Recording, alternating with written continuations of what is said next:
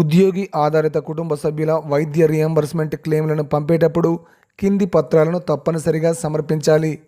Service register SR యొక్క మొదటి page నకలు.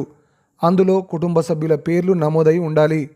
కుటుంబ సభ్యుల డిక్లరేషన్, ఇది ఉద్యోగంలో ఉన్నవారు సమర్పించాలి. అదే రిటైర్డ్ ఉద్యోగులైతే వారి పీపీఓ పెన్షన్ పేమెంట్ ఆర్డర్ ప్రతిని సరైన అధికారి అటెస్టేషన్తో జత చేయాలి.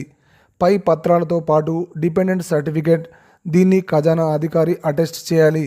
Director of treasuries and accounts వారు ఈ ఉత్తర్వులు జారీ చేశారు.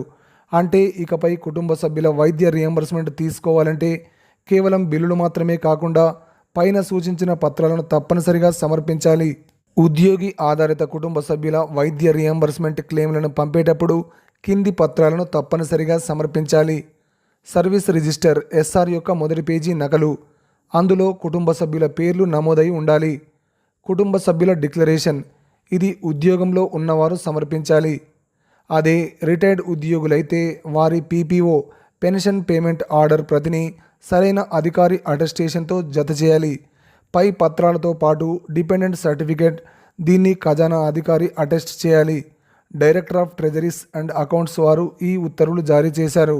అంటే ఇకపై కుటుంబ సభ్యుల వైద్య రియంబర్స్మెంట్ తీసుకోవాలంటే కేవలం బిల్లులు మాత్రమే కాకుండా పైన సూచించిన పత్రాలను తప్పనిసరిగా సమర్పించాలి.